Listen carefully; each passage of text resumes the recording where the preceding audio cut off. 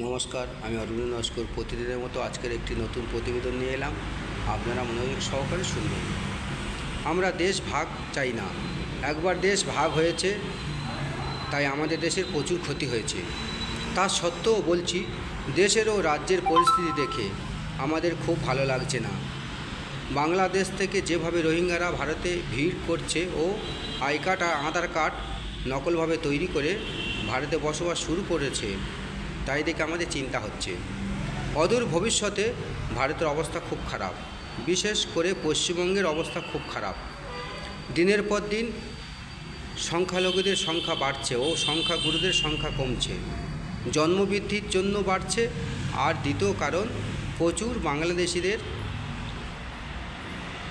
বাংলাদেশ থেকে রোহিঙ্গা প্রবেশ করছে। দ্বিতীয় কারণ হচ্ছে প্রচুর বাংলাদেশি রোহিঙ্গারা প্রবেশ করে ভারতে বসবাস শুরু করেছে। তার জন্য কিছু মানুষ সাহায্য করছে। কেন সাহায্য করছে? ভোটের জন্য, গদি বাঁচানোর জন্য।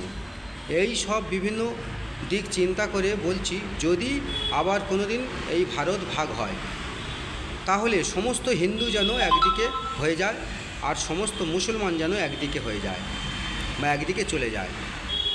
হিন্দুদের মধ্যে একজনও মুসলমান যেন না থাকে, আর মুসলমানদের মধ্যে একজনও হিন্দু যেন না থাকে। যেখানে হিন্দু মুসলমান থাকবে সেখানে গণ্ডগোল চলতে থাকবে বা লেগে থাকবে যুগ যুগ ধরে। তাই এই দুটি ধর্মের মানুষকে আলাদা করতে হবে যদি কোনো দিন ভাগ হয়। ভাগ কিন্তু আমরা চাই না। যদি আবার কোনো দিন ভাগ হয়, যেমন পাকিস্তান বাংলাদেশ আমাদের দেশ থেকে ভাগ হয়েছে, সেই চিন্তা করে বলছি। এখন দেশের পরিস্থিতি খুব খারাপ। যে হারে রোহিঙ্গারা ভারতবর্ষে প্রবেশ করছে, ভারতের হিন্দুদের শোচনীয় অবস্থা হতে পারে ভবিষ্যতে। তাই পুরো আলাদা করতে হবে, হিন্দু ও মুসলমানদের পুরো আলাদা করতে হবে। হিন্দুদের মধ্যে যেন একটাও মুসলমান থাকে, মুসলমানদের মধ্যে যেন একটা হিন্দু না থাকে।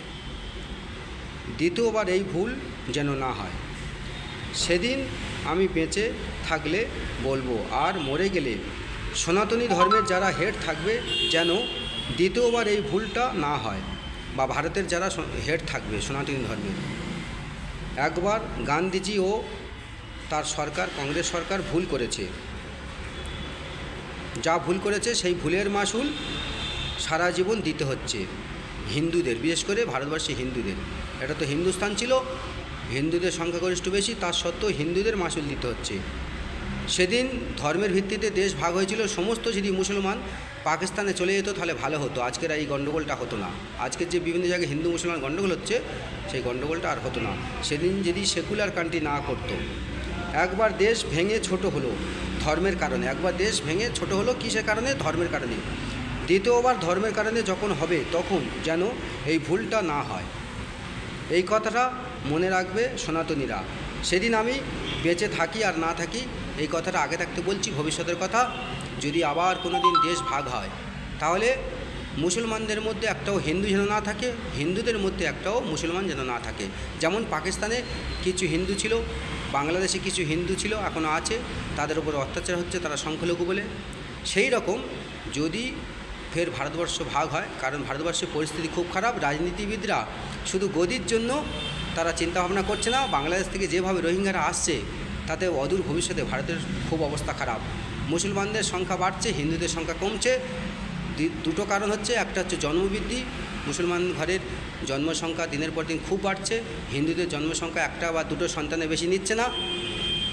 এবং দ্বিতীয় কারণ হচ্ছে, বাংলাদেশের অনুপ্রবেশকারীরা প্রচুর হারে আসছে ভারতে।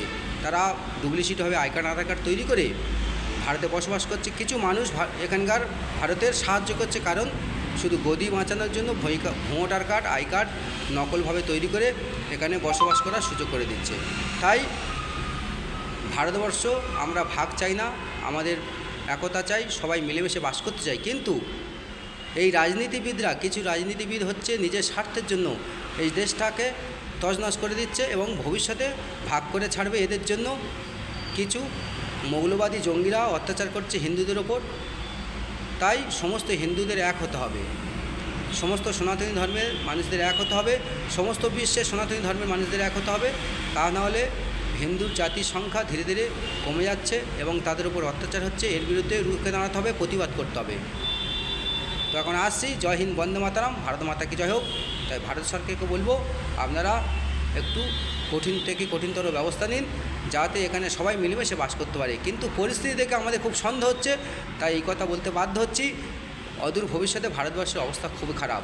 একবার ভাগ হয়েছে, আবার যদি এই সংখ্যাগরিষ্ঠতা বাড়ে সংখ্যালঘুদের, এই ভারতবর্ষ ভাগ হতে বাধ্য করবে তারা ফের ধর্মের ভিত্তিতে। একবার ধর্মের ভিত্তিতে করেছে, কিন্তু তখন পুরো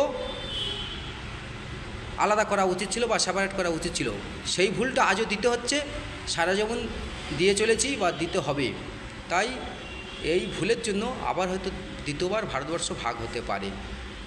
আজ না হোক 2-3 জেনারেশন পরে হতে পারে। যেরকম শুরু হয়ে গেছে চারিদিকে ভারতবর্ষের, বিশেষ করে পশ্চিমবাংলা, যেখানে সেখানে হিন্দুদের উপর অত্যাচার, বাংলাদেশের আবহাওয়া এদের গায়ে লেগেছে। তাই সেই সব কারণে চিন্তা করে আমরা দেখছি যে অদূর ভবিষ্যতে ভারতবর্ষের অবস্থা খুব খারাপ। সংখ্যালঘুদের, বিশেষ করে সংখ্যালঘুদের নয়, হিন্দুদের, সনাতনী ধর্মের হিন্দুদের। সংখ্যালঘুরা সংখ্যাগরিষ্ঠ হচ্ছে, আর সংখ্যাগুরুরা সংখ্যা ধীরে ধীরে কমছে। তাই সমস্ত সনাতনী ধর্মের মানুষদের বলবো এক হতে। জয় হিন্দ, বন্দে মাতারাম, জয় হিন্দুস্তান, ভারত মাতা কি জয় হোক।